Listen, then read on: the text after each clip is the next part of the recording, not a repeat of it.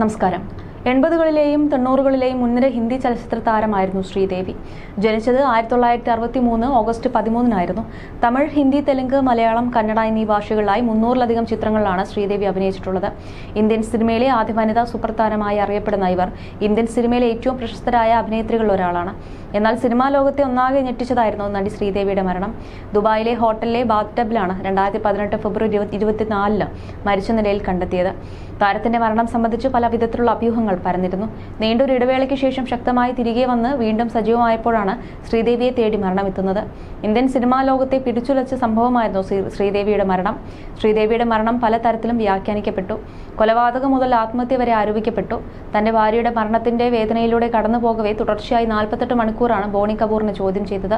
ഒരുപാട് നാടകീയ രംഗങ്ങൾക്കൊടുവിൽ ശ്രീദേവിയുടേത് ബാത്ടബിൽ വീണുള്ള അപകട മരണമാണെന്നും അസ്വാഭാവികതയില്ലെന്നും അന്വേഷണ സംഘം കണ്ടെത്തിയതോടെയാണ് വിവാദം കെട്ടടങ്ങിയത്. ശ്രീദേവിയുടെ മരണത്തിന് 5 വർഷത്തിനപ്പുറം ബോണി കപൂർ നടത്തിയ തുറന്നു പറച്ചിലുകളും ചർച്ചയായിരുന്നു. നടിയുടെ മരണത്തിലേക്ക് നയിച്ച ഘടകങ്ങൾ എന്തെല്ലാമാണെന്നുള്ള സൂചന അദ്ദേഹത്തിന്റെ തുറന്നു പറച്ചിലിൽ കാണാൻ സാധിച്ചിരുന്നു.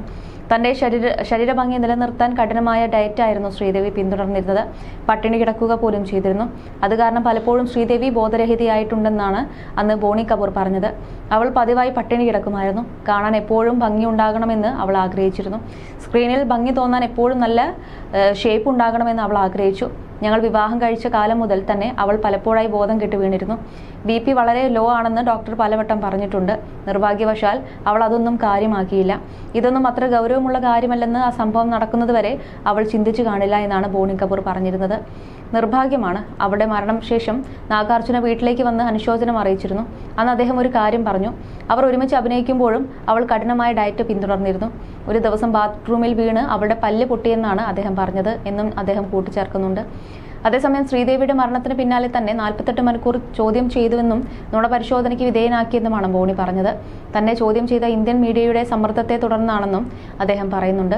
കരിയറിൽ വലിയൊരു ഇടവേളയെടുത്ത ശ്രീദേവി തിരികെ വരുന്നത് ഇംഗ്ലീഷ് എന്ന ചിത്രത്തിലൂടെയാണ്. സിനിമ ബോക്സ് ഓഫീസിൽ വലിയ വിജയം നേടുകയും ചെയ്തു. അങ്ങനെ പോയതിലും ശക്തമായി തിരികെ വന്ന് തന്റെ ഇടം തിരിച്ചുപിടിച്ച് നിൽക്കുകയായിരുന്നു ശ്രീദേവി. മകൾ ജാൻവി കപൂറും അമ്മയുടെ പാതയിലൂടെ അഭിനേത്രിയാകാൻ തയ്യാറെടുക്കുകയായിരുന്നു. ഈ സമയത്താണ് താരം മരണപ്പെടുന്നത്. മോമാണ് ശ്രീദേവിയുടെ ഒടുവിൽ പുറത്തിറങ്ങിയ സിനിമ. അതേസമയം തന്നെ ശ്രീദേവിയെക്കുറിച്ച് മറ്റു വാർത്തകളും പുറത്തു വന്നിരുന്നു. അതേസമയം തന്നെ ഇന്ത്യൻ സിനിമയിൽ തന്നെ പ്രമുഖ താരകുടുംബം തന്നെയാണ് നിർമ്മാതാവ് ബോണി കപൂറിൻ്റെത്. നടി ശ്രീദേവി വിവാഹം കഴിച്ചതോടുകൂടിയാണ് ബോണി വാർത്തകൾ ഇടം നേടുന്നത് തന്നെ. പിന്നീട് ശ്രീദേവിയുടെ മരണവും സമാനമായ രീതികൾ വിവാദങ്ങളും വഴിയൊരുക്കുകയായിരുന്നു. ഇന്നും ശ്രീദേവിയും ബോണി കപൂറും ഒക്കെ നിരന്തരം ചർച്ചാ വിഷയമാണ്. ഇതിനിടെ ഇവർ കാരണം ജീവിതം ഇല്ലാതായി പോയ ഒരാൾ കൂടിയുണ്ട്. ശ്രീദേവി വിവാഹം കഴിക്കുന്നതിന് മുൻപ് ബോണി കപൂർ വിവാഹിതനായിരുന്നു. മോണ ശൂരി എന്ന യുവതിയായിരുന്നു അദ്ദേഹത്തിന്റെ ഭാര്യ. 19 വയസ്സുള്ള സമയത്താണ് മോണ ബോണി കപൂറിനെ വിവാഹം കഴിക്കുന്നത്. ഈ ബന്ധത്തിൽ ജനിച്ച മകനാണ് ഇന്നത്തെ യുവനടനായ അർജുൻ കപൂർ. മാത്രമല്ല അൻഷുല എന്നൊരു മകളും ദമ്പതിമാർക്കുണ്ടായിരുന്നു. ഭാര്യയുടെയും മക്കളുടെയും കൂടെ സന്തുഷ്ടനായി ജീവിക്കുന്നതിനിടെയാണ് ബോണിയുടെ ജീവിതത്തിലേക്ക് ശ്രീദേവി കടന്നു വരുന്നത്. അക്കാലത്തെ സൂപ്പർ നായികയും ഏറ്റവും കൂടുതൽ പ്രതിഫലം വാങ്ങിക്കുന്ന നടിയുമായിരുന്നു ശ്രീദേവി. അവർ നായികയാവുന്ന പടങ്ങൾ നിർമ്മിക്കാൻ എത്തിയതായിരുന്നു ബോണി. ഇരുവർക്കുമിടയിൽ പ്രണയമുണ്ടെന്ന തരത്തിൽ കഥകൾ വന്നതോടെ മോണ പ്രതിസന്ധിയിലായി. അന്ന് പ്രമുഖ നടിയുമായി തനിക്ക് മത്സരിക്കേണ്ടി വന്നത് എത്രത്തോളം വേദന നിറഞ്ഞ കാര്യമായിരുന്നു എന്നതിനെ പറ്റി വർഷങ്ങൾക്ക് മുൻപ് ഒരു അഭിമുഖത്തിൽ താരപത്നി വെളിപ്പെടുത്തിയിരുന്നു.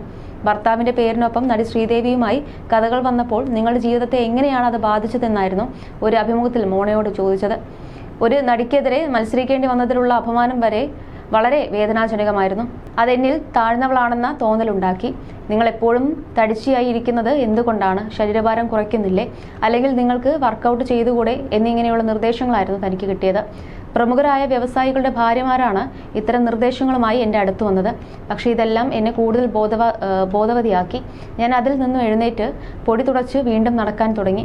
മാത്രമല്ല എനിക്ക് സ്വന്തമായ ഒരു ഐഡന്റിറ്റി ഉണ്ടാക്കണമെന്ന് ഞാൻ എൻ്റെ മാതാപിതാക്കളോട് പറഞ്ഞു.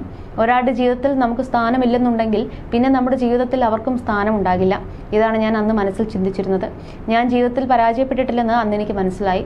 എൻ്റെ റിലേഷൻഷിപ്പ് മാത്രമാണ് പരാജയപ്പെട്ടതെന്നും മോണ കൂട്ടിച്ചേർക്കുകയുണ്ടായി. അതേസമയം മോണയുമായിട്ടുള്ള ബന്ധത്തിലുണ്ടായ പ്രശ്നങ്ങളിൽ തനിക്ക് ഖേദമുണ്ടെന്നാണ് ഒരു അഭിമുഖത്തിൽ ബോണി കപൂർ വ്യക്തമാക്കിയത്. മുൻ ഭാര്യയായ മോണയുടെ കാര്യത്തിൽ തനിക്ക് കുറ്റബോധം തോന്നുന്നുണ്ട്.